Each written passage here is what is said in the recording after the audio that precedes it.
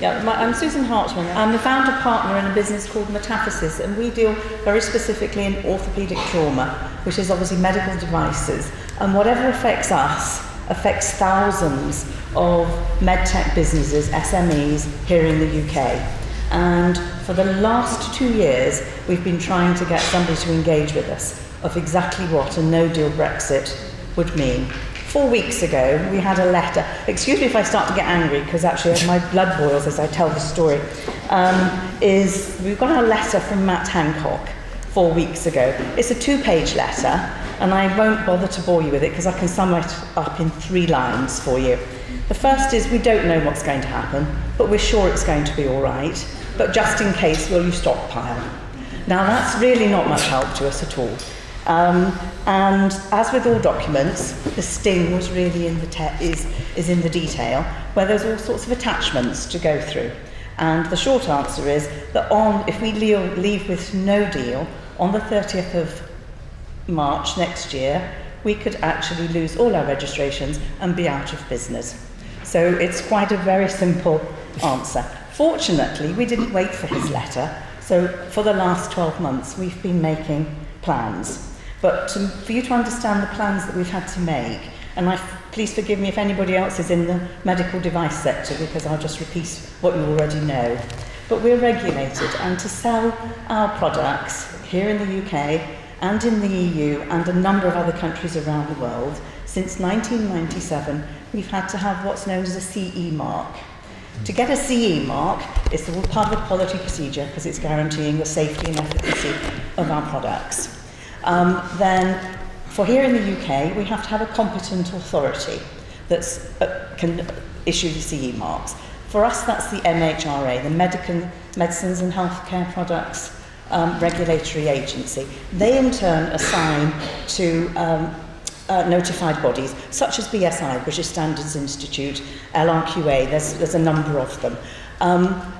But if we leave without a deal, then MHRA is no longer a competent authority, and anybody that signed up to MHRA no longer has their body there. So what we've been doing in that time is signing up to a German notified body, so that on the 30th of March next year we can still continue our business, which means that we can still sell in Europe.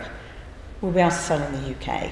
Well, we wouldn't be able to sell in the UK if we don't keep our CE mark, because Matt Hancock very kindly told us that this NHS will continue to accept a CE mark. That doesn't help British businesses that don't have one.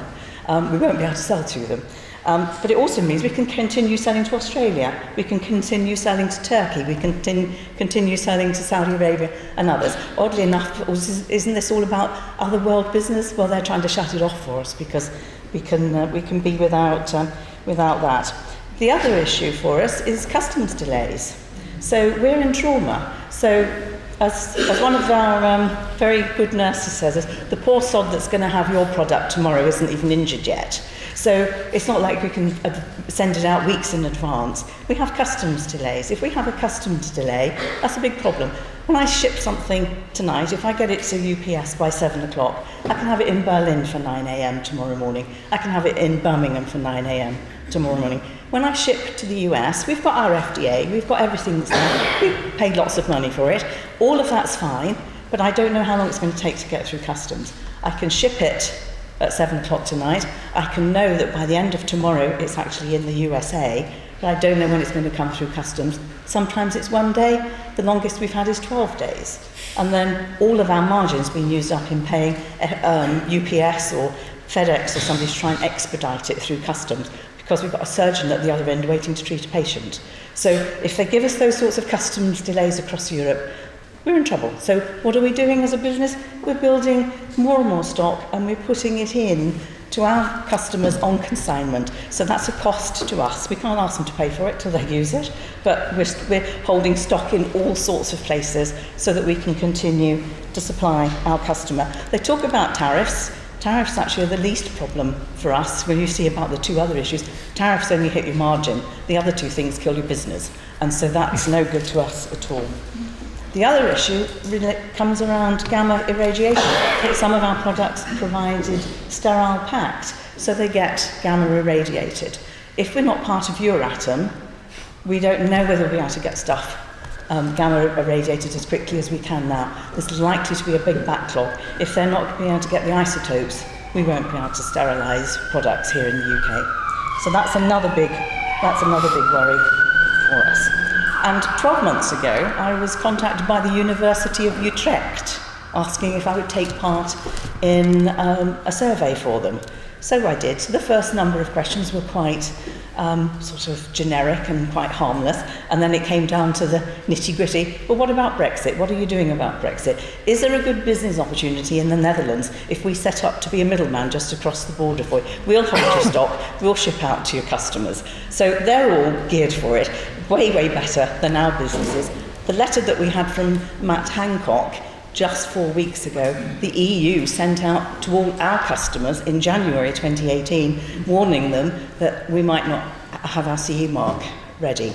So we're now changing from our current provider to another CE mark. People that issue the CE mark have a number. So our current one is CE 0088. That goes on all our packaging. It gets laser marked onto the pieces of metal. These go into patients. So if that piece has to fail, we have a 15-year traceability requirement. So it gets laser marked on there. So if it fails, you can come back and see exactly who it is and what the lot number is and all the rest of it.